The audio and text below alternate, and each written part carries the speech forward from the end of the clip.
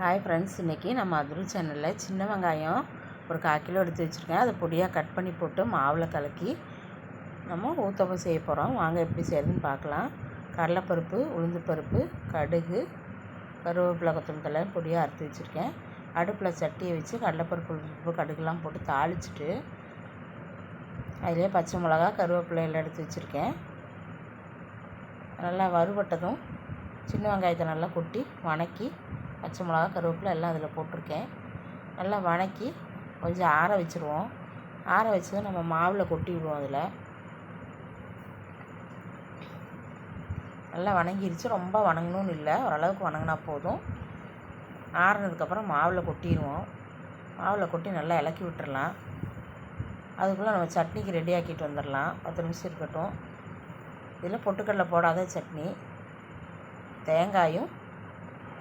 தேங்காய், சின்ன வெங்காயம், பூண்டு, தக்காளி, பச்சை மிளகா எல்லாத்தையும் மிக்ஸி ஜாரில் போட்டிருக்கேன். உப்பு, கருவேப்பிலை எல்லாம் போட்டிருக்கோம். இது வந்து பொட்டுக்கடலை இல்லாமல் அரைக்கலாம். நல்லாயிருக்கும், சொடுக்குன்னு இருக்கும். கொஞ்சம் அளவு கம்மியாக இருக்குது. மிக்ஸி ஜாரில் போட்டு நல்லா அரைச்சி எடுத்துகிட்டு வந்துடுவோம். அதை கடுகு, கடலைப்பருப்பு போட்டு கருவேப்பிலை போட்டு தாளிச்சிடலாம். அதுக்கப்புறம் தோசைக்கல் அடுப்பில் வச்சு மாவு கலக்கி வச்சதை ஊற்றிடுவோம்.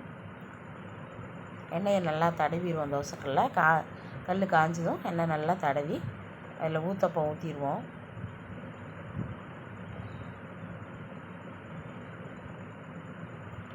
குட்டி குட்டியாக ஊற்றிடலாம்.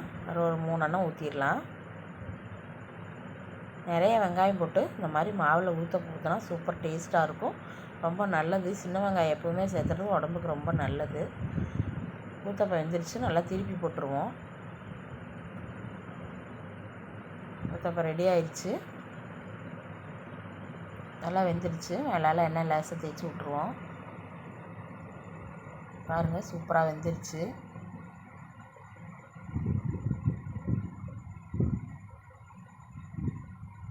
அதுக்கு நம்ம அரைச்சி வச்ச சட்னி பொடியும் வச்சுக்குவோம். எப்போவுமே இந்த சட்னி பொட்டுக்கலையெல்லாம் டக்குன்னு இந்த சட்னி அரைச்சிருவோம்.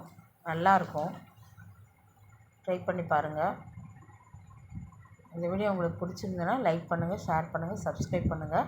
அதிரு சேனலை ஃபஸ்ட் டைம் பார்க்குறவங்களா இருந்தால் சப்ஸ்கிரைப் பண்ணி பக்கத்தில் இருக்கிற ஆளுங்கிற பெல் பட்டன் அமுத்துங்க. தேங்க்யூ.